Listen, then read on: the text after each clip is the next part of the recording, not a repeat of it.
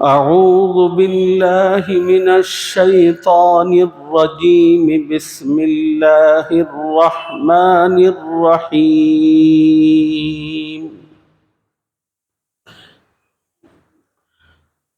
والضحى والليل إذا سجى ما ودعك ربك وما قلى وللآخرة خير لك من الأولى ولسوف يعطيك ربك فترضى ألم يجدك يتيما فآوى ووجدك ضالا فهدى ووجدك عائلا فأغنى فأما اليتيم فلا تقهر وأما السائل فلا تنهر وأما بنعمة ربك فحدث. صدق اللہ العظیم.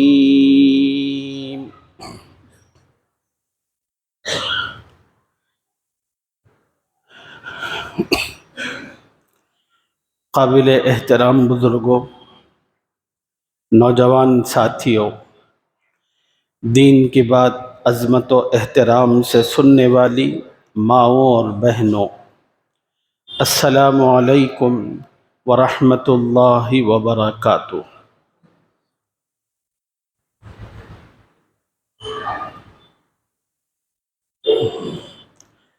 ابھی میں نے آپ حضرات کی خدمت میں قرآن پاک کی ایک سورہ مبارکہ کی تلاوت کی ہے. جس سورہ مبارکہ کی میں نے تلاوت کی وہ مکی صورت ہے.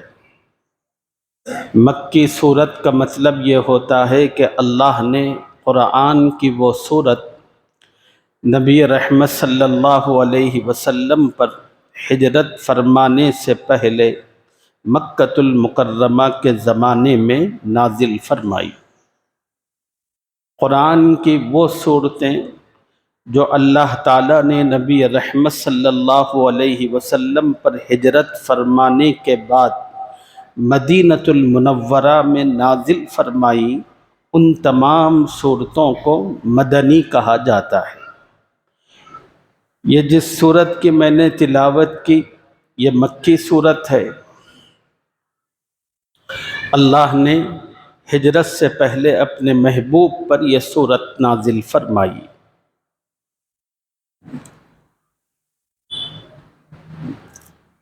جس صورت کی میں نے تلاوت کی اس کے دو نام ہیں.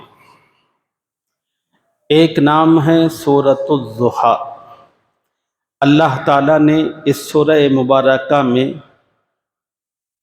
دن کی روشنی کی قسم کھائی ہے اور پہلا جملہ والضحیٰ کہا، بس اسی جملے سے اس سورت کو نام دے دیا گیا سورۃ الضحیٰ. ضحیٰ کہتے ہیں اس وقت کو جب سورج مکمل روشنی میں آ جائے اور ہر قسم کی اوٹ سے باہر آئے اور اپنی روشنی سے دنیا کو جگمگانے لگے. سورج کی روشنی مکمل جو شروع ہوتی ہے وہ 9 کے بعد سے شروع ہوتی ہے اور اسی وقت کو ضحیٰ کہتے ہیں. اور چاش کا جو وقت ہوتا ہے یہ اس وقت سے لے کر زوال سے پہلے پہلے تک ہوتا ہے. زوال سے پہلے پہلے تک جو روشنی ہوتی ہے وہ بڑی بہترین ہوتی ہے. اور اللہ تعالیٰ نے سورج کے اس حصے اس وقت کی روشنی کی قسم کھائی ہے والضحیٰ کہہ کر، اور اسی سے اس سورت کو نام دیا گیا تو ایک نام اس سورت کا سورۃ الضحیٰ ہے۔ اس سورہ مبارکہ کا ایک دوسرا بھی نام ہے، وہ ہے سورۃ النبی۔ اللہ تعالیٰ نے اس سورت میں اپنے محبوب کے غم زدہ دل کو تسلی، دلاسا، اطمینان دلایا اور اپنی نعمتوں کا ذکر فرمایا۔ تو اس مناسبت سے قرآن کی اس سورہ مبارکہ کو سورۃ النبی بھی کہا جاتا ہے۔ اس سورہ مبارکہ میں اللہ تعالیٰ نے اپنے محبوب کو جو تسلی دی، اس کی وجہ کیا ہے؟ چلو سب سے پہلے اس وجہ کو سمجھتے ہیں تاکہ اس سورت کے مضامین کو سمجھنے میں سہولت ہو۔ آپ تمام حضرات اس بات سے بخوبی واقف ہیں، اللہ تعالیٰ نے 40 برس کی عمر میں اپنے نبی پر نبوت کا تاج رکھا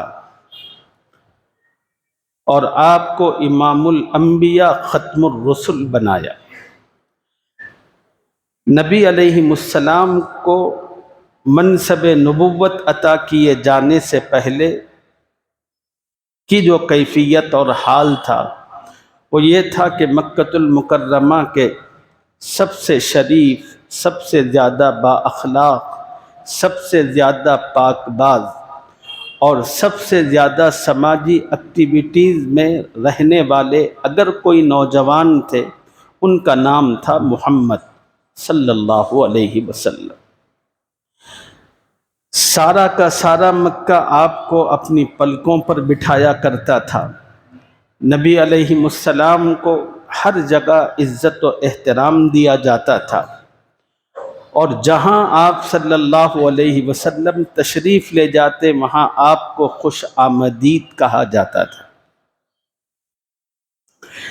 لیکن جب اللہ تعالیٰ نے عمر مبارک کے 40 برس ہوئے اور آپ کے سر پر نبوت کا تاج رکھا، اور اللہ کے نبی نے اس ذمہ داری کے آنے کے بعد مکے کے لوگوں میں چل کر کہا، لوگوں لا الہ الا اللہ، اللہ تو بس ایک ہے، وہی معبود ہے، وہی عبادت و بندگی کے لائق ہے، وہی مشکل کشا ہے، وہی حاجت روا ہے، وہی سب کچھ ہے۔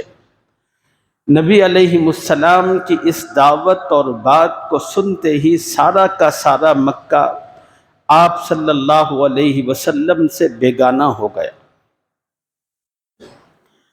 آپ سے دشمنی پر اتر آیا، آپ کے خون کا پیاسا ہوا، اور نبی پاک صلی اللہ علیہ وسلم کے لیے اس لمحے سے مکۃ المکرمہ میں کشمکش کا ایک ماحول برپا ہوا۔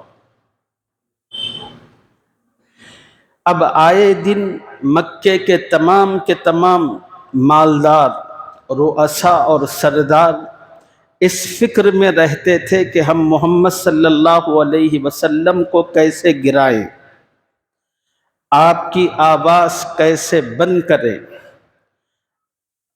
آپ کی دعوت کے سلسلے کو کس طرح روکیں۔ اس دن سے لے کر برابر مکے میں یہی مشورے بڑے بڑے لوگوں میں، سرداروں میں ہوا کرتے تھے۔ دوسری طرف اللہ تعالیٰ نے اپنے محبوب کو منصب رسالت سے سرفراز فرمایا تھا۔ وحی الہی کا ایک سلسلہ تھا جو جبرائیل امین کی وساطت سے قرآن پاک کی شکل میں محمد الرسول اللہ صلی اللہ علیہ وسلم کے قلب اطہر پر نازل ہوتا تھا۔ اب سارا مکہ اپنے بھی اور بیگانے بھی سب کے سب دشمن بن چکے تھے، اور محمد الرسول اللہ صلی اللہ علیہ وسلم کا اس دنیا میں ان کا اپنا کوئی نہ تھا۔ بڑی مشکل سے 2-4 لوگ تھے، بس وہی نبی علیہ السلام کے سب سے بڑے سہارے سمجھے جاتے تھے ظاہری طور پر، ورنہ نبی علیہ السلام کا پورا بھروسہ اور اعتماد اللہ کی ذات پر تھا، اور خدا نے اپنے محبوب کو کبھی ٹوٹنے اور کبھی جھکنے نہیں دیا۔ مکے کے ماحول سے جب نبی علیہ السلام غم زدہ ہو جاتے تھے، لوگوں کی باتوں سے، لوگوں کی تکلیفوں سے آپ کا دل دکھتا اور ٹوٹتا تھا، تو قرآن میں اللہ تعالیٰ اپنے نبی کے لیے مختلف آیتیں نازل کر کے نبی کے ٹوٹے ہوئے دل کو جوڑتے تھے، تسلی اور اطمینان کا سامان فراہم کرتے تھے۔ اور اللہ کے نبی پر خدا کا جب بھی کوئی پیغام آتا تھا تو اللہ کے نبی کی عادت یہ تھی کہ آپ مکے کے لوگوں میں کھڑے ہو کر کہتے، لوگوں، میرے رب نے جبرائیل امین کی وساطت سے مجھ پر اپنا یہ کلام کا حصہ بھیجا ہے، اور اللہ کے نبی اس کو پڑھ کر سناتے تھے۔ مکے کے لوگ سنتے تھے۔ جو قرآن پاک ہم لوگ پڑھتے ہیں، اس کی دو ترتیبیں ہیں۔ ایک ترتیب قرآن کی نزولی ہے، اور ایک ترتیب قرآن کی پڑھنے کے اعتبار سے ہے، قرآن کی ان آیتوں کو رکھنے کے اعتبار سے ہے، رکھنے کے اعتبار سے، سب پڑھنے کے اعتبار سے، اور قرآن میں ان حصوں کو رکھنے کے اعتبار سے پہلی سورت سورہ فاتحہ ہے، دوسری سورت سورہ بقرہ ہے، سورہ آل عمران ہے، اس طرح یہ سلسلہ ہے۔ یہ ترتیب بھی اللہ تعالیٰ ہی کی دی ہوئی ہے، اور قرآن کی ایک ترتیب وہ ہے جو نازل ہونے کے اعتبار سے ہے۔ جب آپ قرآن کھول کر کسی سورت کو دیکھتے ہیں، اس سورت پر دو نمبر ہوتے ہیں، ایک نمبر ترتیب کے اعتبار سے ہوتا ہے، اور دوسرا نمبر اسی سورت پر نازل ہونے کے اعتبار سے ہوتا ہے کہ قرآن میں اس سورت کو اللہ نے کس وقت نازل کیا، اور نازل ہونے کے اعتبار سے اللہ کے پاس سے حضور صلی اللہ علیہ وسلم تک پہنچنے کے اعتبار سے اس سورت کا نمبر کیا ہے۔ جو سورۃ الضحیٰ میں نے آپ کے سامنے تلاوت کی، نازل ہونے کے اعتبار سے اس کا نمبر ہے 10واں، اور نبی علیہ السلام پر جو پہلی سورت اللہ نے نازل فرمائی وہ سورۃ العلق کی ابتدائی 5 آیات تھیں، یہ پہلی سورت ہے۔ نازل ہونے کی جو پہلی سورت ہے، ترتیب میں اللہ تعالیٰ نے اس کو 30ویں پارے میں، اور وہ بھی سب سے اخیر میں رکھا۔ سورۃ الضحیٰ نازل ہونے کے اعتبار سے یہ قرآن کی 10ویں سورت ہے، لیکن ترتیب میں اللہ تعالیٰ نے اس کو 30ویں پارے کے اندر اور اخیر میں رکھا۔ یہ ترتیب کی تھوڑی سی وضاحت میں نے اس لیے کی تاکہ آپ کو سمجھنے میں مدد ملے۔ یہ سورت اللہ نے جو اپنے محبوب پر اتاری، اور کن حالات میں اتاری، اور کس طرح خدا نے اپنے محبوب کے لیے تسلی اور اطمینان کا سامان کیا ہے، اس پورے پس منظر کو سمجھنے میں مدد ملے، اس کے لیے یہ تھوڑی سی وضاحت میں نے عرض کر دی۔ تو میں عرض کر رہا تھا، نبوت کے ساتھ مکے کا سارا ماحول مخالفانہ اور اجنبی بن چکا تھا۔ آئے دن نبی علیہ السلام کو ستایا جاتا تھا، ڈرایا جاتا تھا، دھمکایا جاتا تھا، آپ پر پتھر پھینکے جاتے تھے۔ آپ باہر نکلتے تو کوئی آپ کو پاگل کہتا تھا، نعوذ باللہ، کوئی آپ کو دیوانہ کہتا تھا، کوئی آپ کو شاعر کہتا تھا۔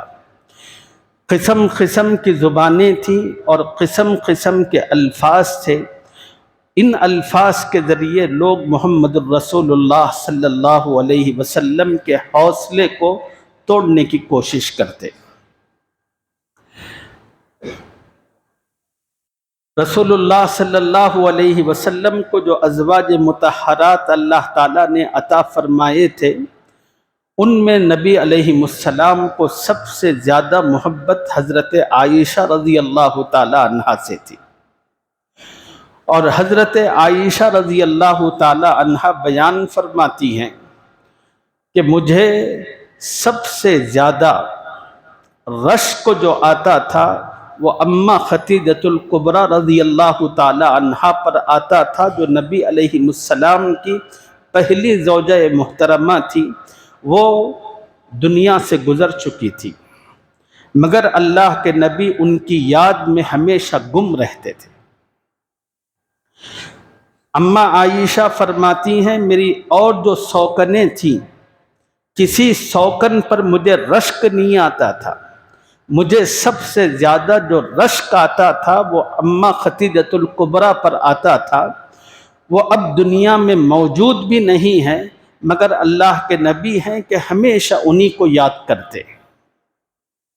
जब उनका जिक्र आता है तो अल्लाह के नबी की आंखें आंसुओं से भर जाती हैं। बड़े खूबसूरत अल्फाज में अल्लाह के नबी अपनी उस पहली ज़ौजा मुहतरमा को खराज तहसीन पेश करते हैं। तो अम्मा आयशा फरमाती हैं कि मुझे सबसे ज़्यादा रश्क खतीजतुल कुबरा रज़ी अल्लाह अन्हा पर आया करता था। एक मरतबा अम्मा आयशा रज़ी अल्लाह अन्हा ने आका की खिदमत में अर्ज़ किया कि या रसूल अल्लाह, मेरी जवानी, मेरी खूबसूरती, मेरी ज़िंदगानी, मेरे अखलाक़ व किरदार सब आपके सामने हैं। या रसूल अल्लाह, मुझ जैसी नौजवान, खूबसूरत, पाकीज़ा, बाहया, बा अखलाक़, बा किरदार बीवी के रहते हुए आपको 65 साला बूढ़ी याद आती है खतीजा।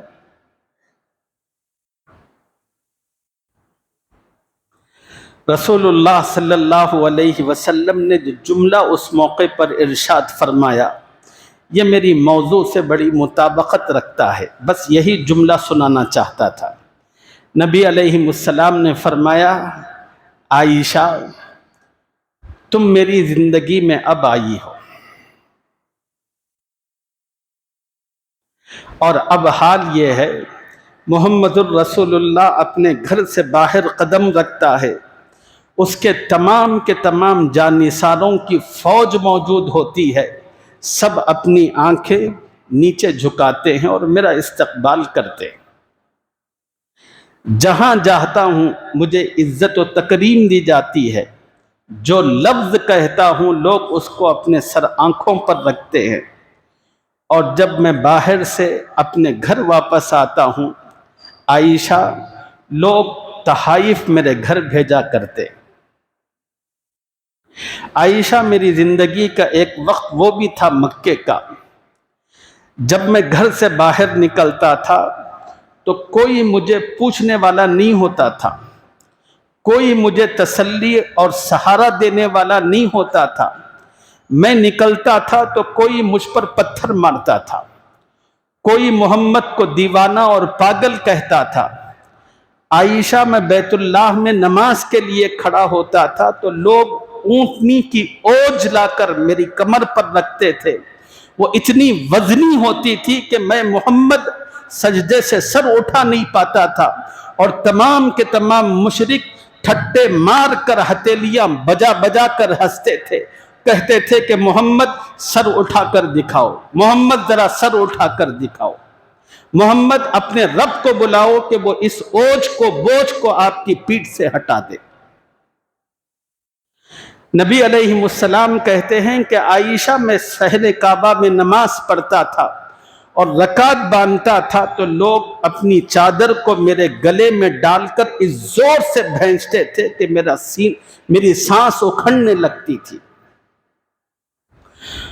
और जब मैं अपने घर को वापस आता था, आयशा, हाल ये होता था कि मुहम्मदुर रसूलुल्लाह का जिस्म खून से लहू लहान होता था। जब मैं घर में कदम रखता था तो वो मेरी खतीजा होती थी, فوراً آتی تھی، اپنے سر کا دوپٹہ نکالتی تھی، محمد کے زخموں کو صاف کرتی تھی، محمد کو تسلی دلاسا اور اطمینان دیتی تھی کہ یا رسول اللہ آپ ان حالات سے غمزدہ نہ ہو، اللہ آپ کو کامیابی سے ہمکنار کریں گے۔ یہ رسول اللہ صلی اللہ علیہ وسلم کی زندگی کے وہ ابتدائی حالات ہیں، اور مکے کے حالات اسی طرح کے تھے تو اللہ اپنے محبوب پر قرآن کی آیتیں نازل کرتے اور اپنے محبوب کو تسلی دلاسا دیتے، نبی کے حوصلے کو جوان رکھتے، ٹوٹنے نہیں دیتے تھے۔ ہوا ایسا کہ نبی علیہ السلام پر اللہ کی جانب سے اترنے والے وحی کا سلسلہ کچھ دنوں کے لیے موقوف ہو گیا، رک گیا۔ اور میں نے آپ کو بتایا کہ اللہ کے نبی کی عادت تھی کہ اتنی مخالفانہ ماحول کے اندر بھی ہر دوسرے دن تیسرے دن نبی علیہ السلام پہنچتے تھے اور لوگوں سے کہتے تھے، لوگوں میرے اللہ نے مجھ پر قرآن کا یہ حصہ نازل فرمایا، لیکن اب جب وحی کا سلسلہ رکا، موقوف ہوا، تو بہت دنوں تک اللہ کے نبی پر اللہ کے کلام کا کوئی حصہ نہیں آیا، تو اللہ کے نبی لوگوں کے درمیان پہنچ کر کوئی قرآن کا حصہ سنایا بھی نہیں۔ اب جب بہت دن ہو گئے تو مکے کے لوگ جو ہمیشہ نبی کی دل آزاری کی فکر میں رہتے تھے، نبی کو ستانا، نبی کو ٹف ٹائم دینا، نبی کو ٹارگٹ کرنا، جن لوگوں کی زندگی کا مقصد و مشغلہ بنا ہوا تھا، ان کے ہاتھ ایک بہانہ لگ گیا محمد صلی اللہ علیہ وسلم کو ستانے کا۔ انہوں نے کہا کہ لوگوں لگتا ایسا ہے کہ محمد کے رب نے محمد کو چھوڑ دیا ہے، لگتا ایسا ہے کہ محمد کے رب نے محمد کو چھوڑ دیا ہے۔ پہلے محمد میں اور ان کے رب میں بڑی دوستی تھی، بڑا تعلق تھا، بڑی اپنائیت تھی، تو رب کی جانب سے قرآن آتا تھا محمد پر اور محمد اس کو سناتے تھے، اور اب جو ہے محمد اور ان کے رب میں انبن ہو گئی ہے، غصہ اور ناراضگی ہو گئی ہے۔ اب جہاں نبی علیہ السلام نکلتے تھے تو لوگ کہتے تھے کہ محمد کیا تمہیں تمہارے رب نے چھوڑ دیا ہے؟ اور نبی علیہ السلام کو مشرکین کے ان جملوں سے اتنی تکلیف ہوتی تھی کہ اللہ کے نبی نے باہر نکلنا چھوڑ دیا۔ مکۃ المکرمہ میں نبی علیہ السلام ایک مقام پر رہتے تھے جس کو دار ارقم کہتے ہیں،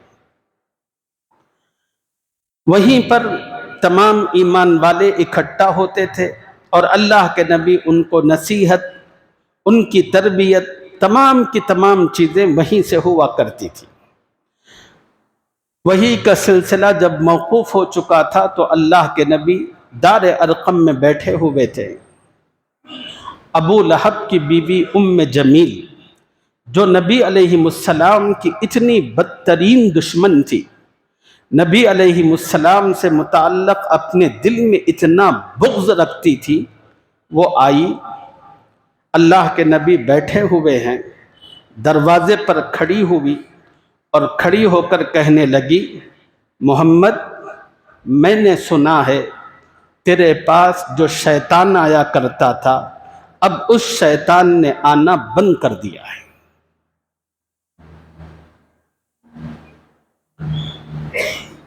نبی علیہ السلام نے اس بد زبان بدبخت عورت کی سے یہ جملے سنے تو اللہ کے نبی کانپ اٹھے، نبی علیہ السلام زار و خطار رونے لگے، آپ کی آنکھیں آنسوؤں سے بھر آئی۔ اللہ کے نبی نے ٹوٹے دل غمزدگی کے ساتھ اپنی نگاہیں آسمان کی طرف اٹھائی اور کہا کہ اے میرے اللہ، کل تک لوگ محمد کے بارے میں کہتے تھے کہ محمد پاگل ہے، محمد دیوانہ ہے، محمد جادوگر ہے، محمد فلاں ہے۔ اے اللہ تیرے خاطر تیرے دین کے خاطر محمد سب کی باتوں کو سہتا تھا، محمد سب کی باتوں کو سنتا تھا۔ اے اللہ آج حد ہو گئی، محمد کے برداشت نے جواب دے دیا، دنیا تیرے بارے میں کہتی ہے اور تیرے بارے میں الزام لگاتی ہے، اے اللہ محمد میں اتنا حوصلہ نہیں ہے۔ یہی وہ کیفیات تھی اس خاتون کی زبان سے سن کر نبی کے سینے میں آئی، اور نبی نے انہی کیفیتوں کے ساتھ اپنی آنسو بری آنکھیں آسمان کی طرف اٹھائی۔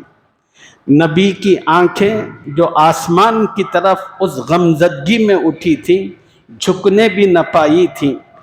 اللہ نے جبرائیل امین سے کہا کہ جبرائیل جاؤ ہمارے محبوب کے پاس ہمارے اس پیغام کو لے کر سورۃ الضحیٰ کی شکل میں۔ تو جبرائیل امین نبی کی آنکھ پلک جھکنے سے پہلے عرش سے نکل کر رسول رحمت صلی اللہ علیہ وسلم کی خدمت اقدس میں پہنچے اور اللہ کا کلام سنانے لگے۔ والضحیٰ واللیل اذا سجا، والضحیٰ چاش کے وقت کی قسم، صبح کے وقت کی قسم، واللیل اذا سجا رات کی قسم جب وہ چھا جائے۔ اللہ تعالیٰ نے سورت کے مضامین کو بیان کرنے سے پہلے دو قسمیں کھائی، ایک قسم دن کی کھائی سورت سے متعلق، اور دوسری قسم اللہ تعالیٰ نے رات کی کھائی۔ یہ دو قسمیں اللہ نے کیوں کھائی؟ ان قسموں کو کھا کر اللہ کیا سمجھانا چاہتے ہیں؟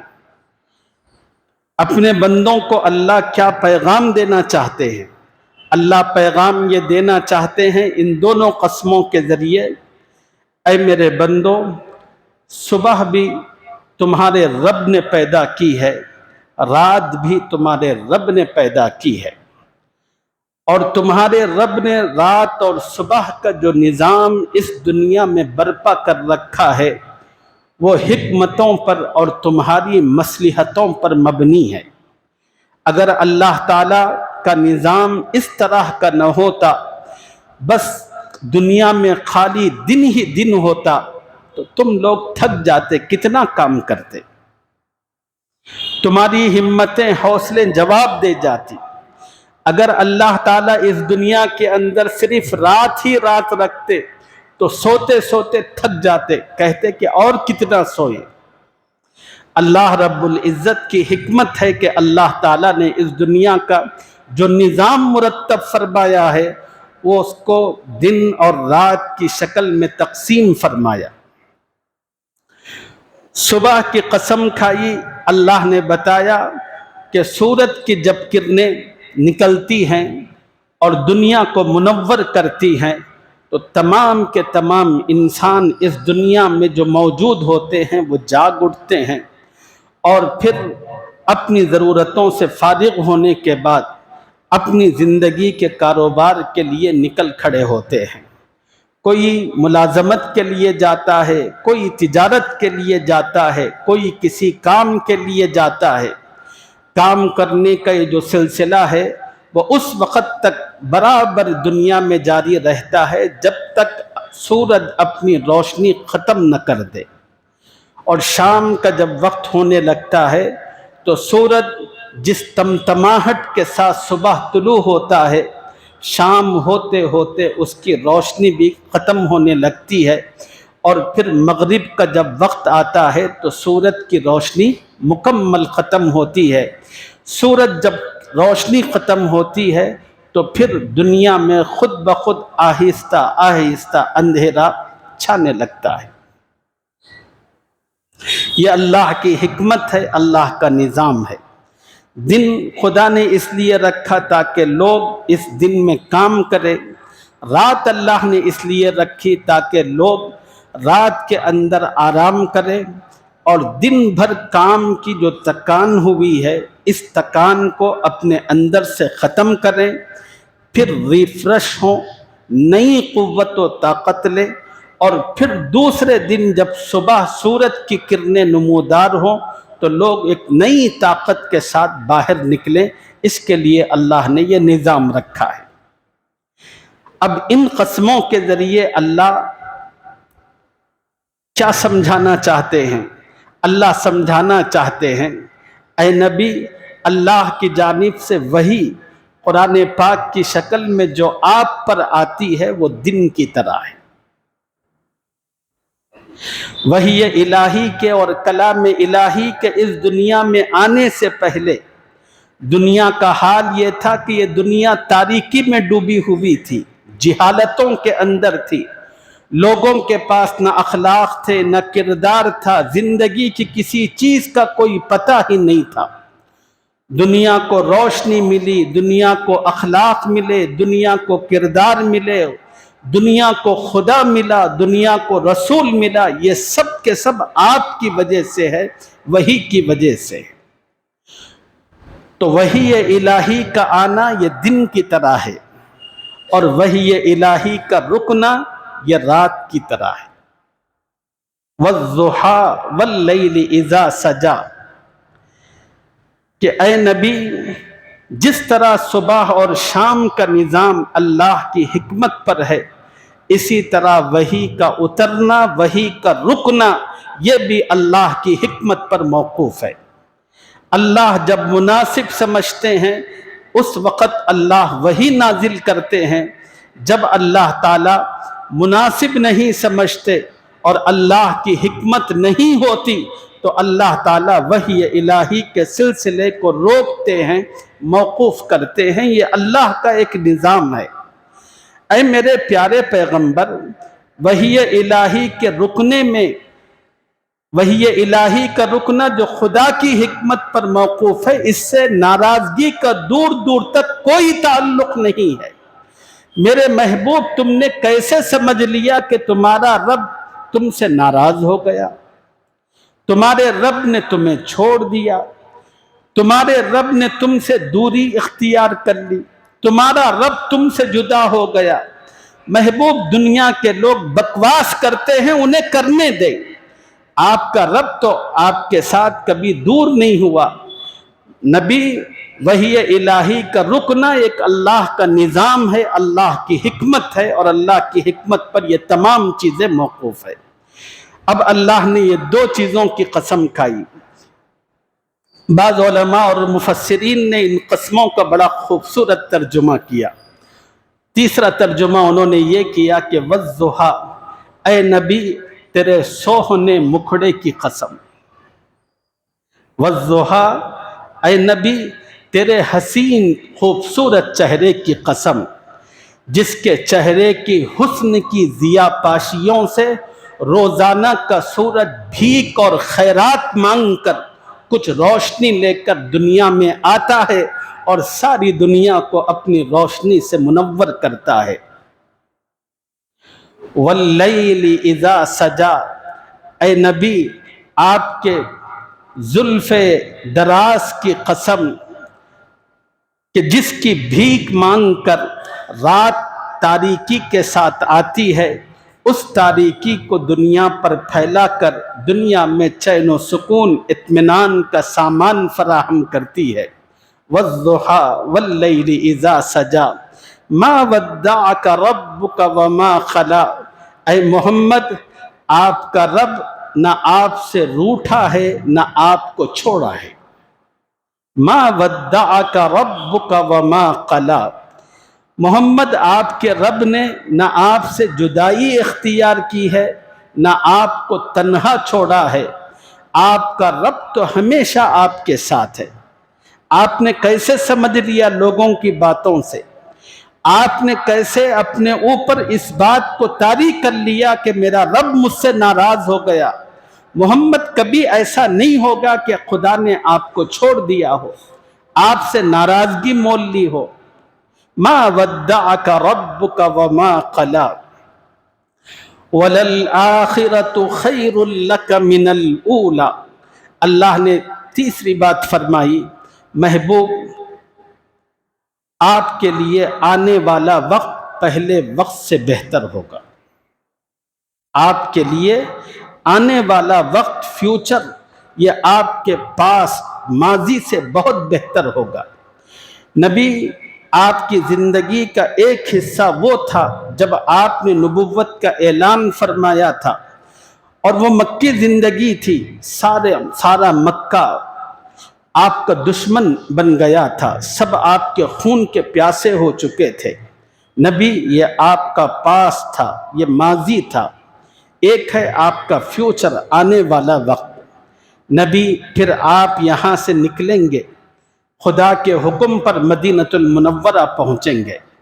نبی ہم آپ کو ایسے جانثار ساتھی عطا کریں گے جو آپ کے ایک حکم پر مر مٹنا اپنی زندگی کی سب سے بڑی سعادت سمجھیں گے، ایسے جانثار عطا کریں گے۔ نبی اگر آپ تھوکیں، وہ جانثار آپ کے تھوک کو زمین پر آنے نہیں دیں گے، وہ لوگ اس تھوک کو اپنے ہاتھ پر لینا اپنی زندگی کی سب سے بڑی سعادت سمجھیں گے، اس تھوک کے لیے لڑ پڑیں گے، اور جس کے ہاتھ پر وہ تھوک گرے گا نبی وہ اس کو سعادت سمجھتے ہوئے اپنے چہرے اور اپنے جسم پر ملے گا، اور جس کو نہیں ملے گا وہ ملے ہوئے کے ہاتھ پر اپنا ہاتھ ملے گا، پھر اس کو اپنے چہرے پر پھرے گا۔ ایک وہ وقت بھی ہے اے نبی جو آپ کے لیے آنے والا ہے۔ وَلَلْآخِرَةُ خَيْرٌ لَكَ مِنَ الْأُولَى، اے نبی آپ کے لیے آنے والا جو وقت ہے گزرے ہوئے وقت کے مقابلے میں بڑا بہترین اور بڑا خوبصورت، بڑا عمدہ ہوگا۔ دوسرا مطلب اس کے علماء نے یہ بیان فرمایا، وَلَلْآخِرَةُ خَيْرٌ لَكَ مِنَ الْأُولَى، اے نبی آپ کے لیے دنیا کے مقابلے میں آخرت بہت بہترین ہوگی۔ دنیا میں اللہ نے آپ پر جو کرم کیا سو کیا، لیکن آخرت میں اللہ کے کرم کی اور اللہ کی رحمت کی آپ پر انتہا ہوگی۔ خدا کا اتنا کرم، اتنی مہربانیاں آپ پر ہوں گی اے نبی آپ اس کا تصور اور اندازہ تک نہیں کر سکتے۔ دنیا میں اللہ تعالیٰ نے نبی پاک علیہ السلام پر جو کرم فرمائے، جو خصوصی عنایتیں فرمائی، ایک حدیث میں اللہ کے نبی نے خود ایک موقع پر اس کا مختصر سا تذکرہ فرمایا۔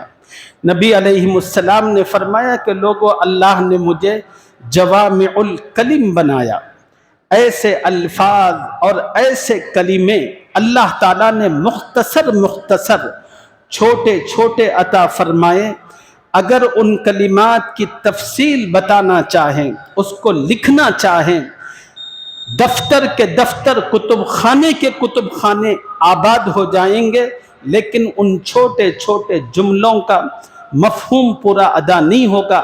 ایسے غیر معمولی کلمات اللہ نے اپنے نبی کو عطا فرمائے۔ اس میں سے ایک کلمہ ہے، مثال کے طور پر نبی علیہ السلام سے کسی نے پوچھا کہ نبی بتائیے دین کسے کہتے ہیں؟ تو اللہ کے نبی نے فرمایا الدین النصیحہ، دین خیر خواہی کا نام ہے، دین خیر خواہی کا نام ہے، بھلا چاہنے کا نام ہے، اچھا چاہنے کا نام ہے۔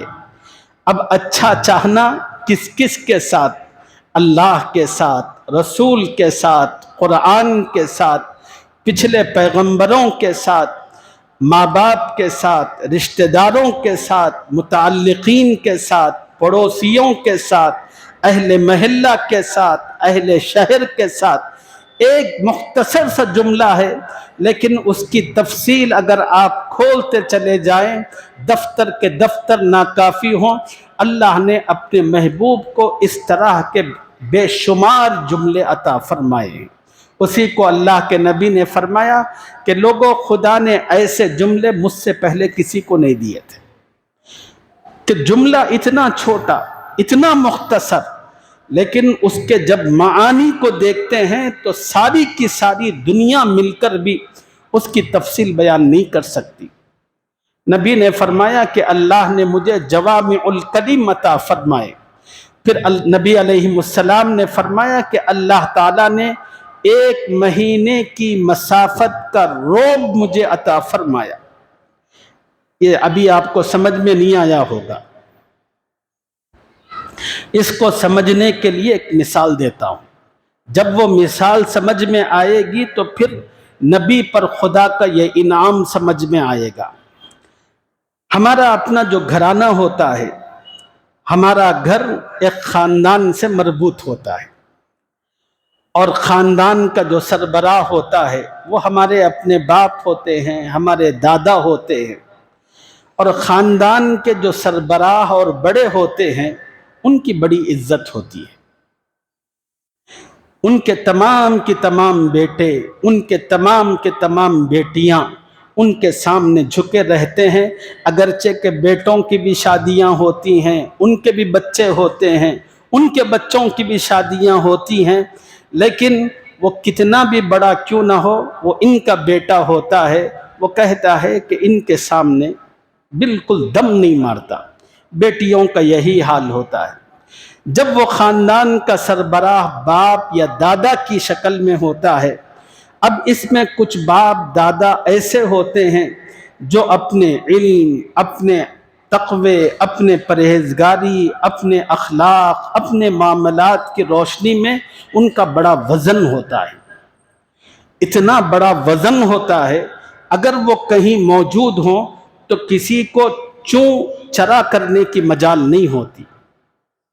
کسی بیٹے کو، کسی بیٹی کو ان کا رعب اتنا ہوتا ہے ان کی اچھائی کی وجہ سے، ایسا دبدبا ہوتا ہے کہ کوئی ان کی کسی بات سے اختلاف نہیں کرتا، سب خاموش، کوئی غلط حرکت ان کے سامنے نہیں ہوتی۔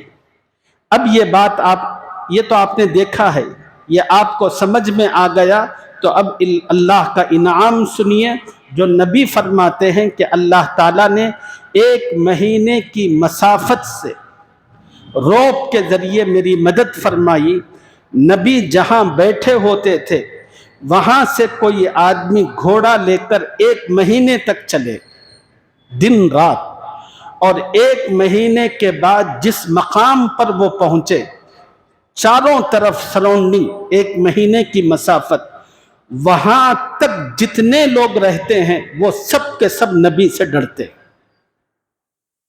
یہ تھا خدا کا انعام اپنے محبوب کے لیے، جس کو نبی علیہ السلام نے فرمایا کہ اللہ تعالیٰ نے 1 مہینے کی مسافت سے مجھے رعب اور دبدبا عطا فرمایا۔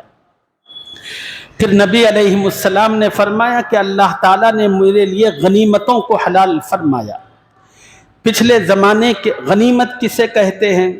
اگر آدمی کسی دشمن سے مقابلہ کرے اور دشمن ختم ہو جائے یا ہار جائے، اس سے جتنا کچھ مال اس کو حاصل ہوتا ہے اس کو غنیمت کہتے ہیں۔ تو پچھلے زمانے میں انبیاء میں ایسا ہوتا تھا کہ جتنی غنیمتیں مقابلے کے بعد حاصل ہوتی تھیں، ان غنیمتوں کو، ان مالوں کو استعمال کرنے کی اجازت نہیں تھی۔ تمام کے تمام مالوں کو ایک میدان میں اکٹھا کیا جاتا، آسمان سے آگ آتی اور اس کو جلا کر بھسم کر دیتی، اور آسمان سے آگ کا آنا، ان نعمتوں کو جلا کر بھسم کرنا، یہ ان کے جہاد کے اللہ کے یہاں مقبولیت کی علامت ہوتی تھی۔ زکوٰۃ کا بھی یہی سسٹم تھا کہ نبی اپنی امتوں سے زکوٰۃ اکٹھی کرتا، اس کو میدان میں رکھتا، آسمان سے آگ آتی، اس پورے مال کو جلاتی۔ اب اس میں جو مال پاک اور صاف ہوتا، آسمان سے آنے والی آگ اسی مال کو جلا کر ختم کرتی، اور جو مال گندا ناپاک ہوتا اس کو ایسے ہی چھوڑ دیتی۔ لیکن نبی علیہ السلام نے فرمایا کہ خدا نے یہ کرم مجھ پر کیا، اللہ نے غنیمت کو، زکوٰۃ کو میری امت کے لیے حلال فرمایا۔ پھر نبی نے فرمایا کہ اللہ نے اس روئے زمین کو میرے لیے سجدہ گاہ بنایا، اور زمین کو میری امت کے لیے پاک ہونے کا ذریعہ بنایا۔ پوری زمین کی مٹی کو میری امت جہاں چاہے نماز پڑھ سکتی ہے۔ پچھلی امتوں میں ایسا نہیں تھا، ان کو عبادت کے لیے اپنی عبادت گاہ جانا پڑتا تھا۔ جب تک وہ اپنی عبادت گاہ نہیں جاتے تھے ان کی عبادت نہیں ہوتی تھی۔ لیکن میرے نبی نے فرمایا کہ خدا نے یہ خصوصیت مجھ پر کی کہ میری امت جہاں چاہے مسجد بنا سکتی ہے، اور جب وقت ہو جہاں ہو وہ نماز ادا کر سکتی ہے، اس کی نماز ادا ہو جائے گی۔ اور پھر میرے نبی نے فرمایا کہ اللہ نے زمین کی مٹی کو میری امت کے لیے پاکیزگی کا ذریعہ بنایا۔ اللہ نے کہا کہ پاکیزگی پانی سے کرنی ہے، اگر پانی میسر نہ ہو تو اللہ نے کہا کہ تیمم کرو، کہیں سے بھی کر لو، اس سے آپ کو پاکیزگی حاصل ہوگی، طہارت ملے گی، پھر آپ نماز بھی پڑھ سکیں گے، غسل بھی کر سکیں گے۔ پھر نبی علیہ السلام نے فرمایا کہ اللہ تعالیٰ نے ساری دنیا کی طرف مجھے نبی اور رسول بنا کر بھیجا۔ ہمارے نبی سے پہلے دنیا میں جتنے رسول اور پیغمبر آئے، کسی نبی کی نبوت کسی قبیلے کے لیے، کسی خاندان کے لیے، کسی بستی کے لیے ہوتی تھی، لیکن کبھی ایسا نہیں ہوا کہ خدا نے کسی نبی کو کوئی بہت بڑا حصہ نبوت کا عطا کیا ہو۔ لیکن جب اللہ کے نبی خدا کے محبوب کی تشریف آوری ہوئی تو خدا نے کہا قل یا ایھا الناس انی رسول اللہ الیکم جمیعا، اے محمد کہو لوگوں سے، لوگوں مجھے اللہ نے تم سب کی طرف نبی اور رسول بنا کر بھیجا، پوری دنیا کے لیے، پورے ورلڈ کے لیے، بلکہ اپنی منصب نبوت سے لے کر صبح قیامت جس گھڑی واقع ہوگی اس پورے زمانے کے لیے اللہ تعالیٰ نے اپنے نبی کی نبوت رکھی اور اس کے دائرے کو اللہ نے اتنا بڑھایا۔ یہ وہ خصوصیات تھیں جو اللہ نے اپنے پیغمبر کو دنیا میں عطا کی۔ اب آخرت ہے، اس کے بعد اللہ فرما رہے ہیں کہ اے نبی یہ تو دنیا کی چیزیں تھیں جو خدا نے دی، اب آخرت میں خدا کی رحمت کیا ہوگی؟ اللہ سارے پیغمبروں کو اور ان کی ساری امتوں کو آپ کے پیچھے اکٹھا کریں گے۔ نبی آپ دولہا ہوں گے، سب کے سب باراتی ہوں گے۔ نبی سب سے پہلے اللہ تعالیٰ اپنے حمد کی توفیق آپ کو عطا کریں گے۔ نبی قیامت کے دن اللہ سب سے پہلا جھنڈا آپ کو عطا کریں گے۔ نبی قیامت میں اللہ سب سے پہلے مقام محمود آپ کو عطا کریں گے۔ نبی قیامت میں سب سے پہلے اللہ سفارش کا حق آپ کو عطا کریں گے۔ نبی قیامت کے دن اللہ آپ کو حوض کوثر عطا فرمائیں گے۔ نبی اللہ تعالیٰ قیامت کے موقع پر سب سے پہلے آپ کو ہر مقام پر لے کر آئیں گے۔ نبی جنت میں سب سے پہلے خدا آپ کو داخل کریں گے۔ نبی علیہ السلام نے فرمایا کہ اللہ نے انبیاء پر جنت حرام فرما دی ہے جب تک محمد اس میں قدم نہ رکھے۔ اور پھر نبی نے فرمایا اللہ نے آدم سے لے کر عیسیٰ تک کی تمام امتوں پر جنت حرام کر دی ہے جب تک میری امت اس میں قدم نہ رکھے۔ یہ جو کچھ رحمتیں، برکتیں، سعادتیں ملی نبی کے صدقے اور قدموں کی برکت سے، اسی کو اللہ نے فرمایا وَلَلْآخِرَةُ خَيْرٌ لَكَ مِنَ الْأُولَى، اے نبی ہم نے آپ کے لیے آخرت کو دنیا سے بہتر رکھا ہے۔ پھر آگے کیا مضامین ہے انشاءاللہ اگلی جمعہ اس کی تفصیل آپ کی خدمت میں عرض کریں گے۔